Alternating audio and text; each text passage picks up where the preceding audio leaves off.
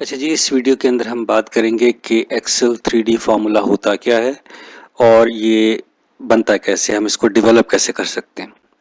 अच्छा जी, 3D formula का मतलब ये है कि अगर एक ऐसे फार्मूला के अंदर हम मुख्तलिफ वर्कबुक या मुख्तलिफ वर्कशीट की वैल्यूज़ को इस्तेमाल करें तो इस किस्म के फार्मूले को हम 3D फार्मूला कहते हैं। राइट, फॉर एग्जांपल यहाँ देखें, ये मेरी वर्कशीट है जिसका नाम है सेल्स डेटा, राइट, और ये वर्कबुक है जिसका नाम है 3D फार्मूला एग्जाम्पल। अब यहाँ पर एक कॉलम के अंदर मेरे पास वैल्यूज़ हैं रीजन की, दूसरे कॉलम के अंदर वैल्यूज़ हैं सेल्स की, और मुझे डिटर्मिन करना है कि रीजनल टैक्स रेट क्या है बेस्ड ऑन रीजन, और फिर सेल्स टैक्स मुझे मालूम बेस्ड ऑन सेल्स वैल्यू। और ये वाली जो इंफॉर्मेशन है जिसकी बेसिस के ऊपर मुझे रीजनल टैक्स कैलकुलेट करना है और सेल्स टैक्स कैलकुलेट करना है, वो मेरे पास एक दूसरी वर्कबुक है जिसका नाम है regional tax rate 3D formula example. ये वर्कबुक का नाम है और इसके अंदर दो वर्कशीट्स हैं, एक है R tax rate, regional tax rate हम लोग कह रहे हैं, और एक दूसरी शीट है जिसका नाम है सेल्स टैक्स, राइट। तो ये उसका रेट आ गया। अब मुझे करना क्या है, मुझे इस टेबल का इस्तेमाल करना है और इस टेबल का इस्तेमाल करना है इस वर्कशीट के अंदर। तो इसका मतलब ये हुआ कि मल्टीपल वर्कबुक्स आ गई और मल्टीपल आ गई, और उनको मैं जब फार्मूले में इस्तेमाल करूँगा तो जो मेरा फार्मूला बनेगा वो 3D फार्मूला बनेगा। अब यहाँ पर देखें, मैंने अब रीजनल टैक्स रेट जो है वो डिटरमिन करना है बेस्ड ऑन रीजन। तो इसके लिए मेरे पास फार्मूला है, वी लुकअप का फंक्शन है।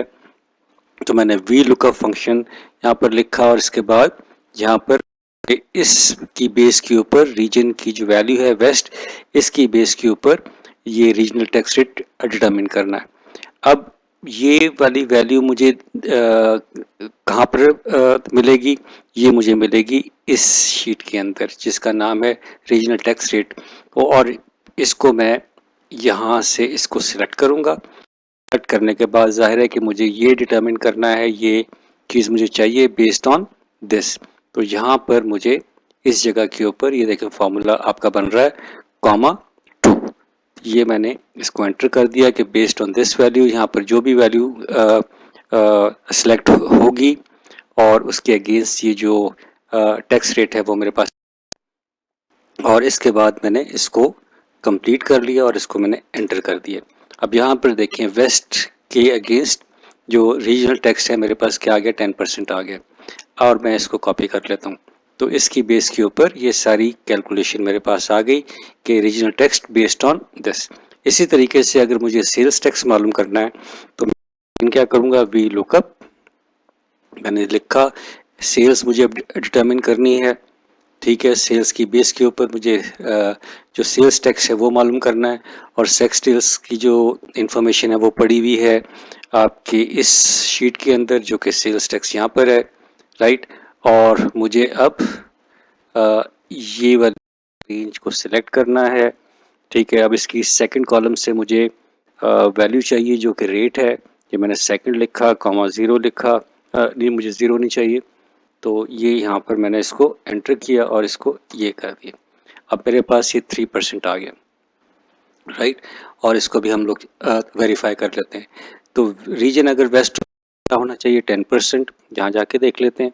ये हमारे पास क्या है, वेस्ट का 10% था, राइट। साउथ का 9% है, इसको भी डिटर्मिन कर लेते हैं। तो नॉर्थ का हमारे पास 5% था, ये आ गया। देखें ये सारी चीज़ें हमारे पास हमारे सामने आ गई। अब अगर इस फार्मूले को गौर से देखें, अगर मैं यहाँ पर ये फार्मूला देख रहा हूँ तो यहाँ पर देखें A4 शीट की वैल्यू है, राइट। और यहाँ पर देखें regional tax rate 3D formula example, ये वर्कबुक का नाम है। RT टैक्स रेट ये इस वर्कबुक के अंदर जो शीट है उसका नाम है, और इस शीट के अंदर ये वो रेंज है जिसके ज़रिए आपका जो ये कैलकुलेट हो रहा है, राइट। इस किस्म के फार्मूले को हम क्या कहते हैं, 3D फार्मूला, जिसमें मुख्तलिफ वर्कबुक या मुख्तलिफ वर्कशीट का डेटा हम लोग इस्तेमाल करते हैं किसी फार्मूले के अंदर, और इस किस्म के फार्मूले को हम 3D फार्मूला कहते हैं। काफ़ी यूज़फुल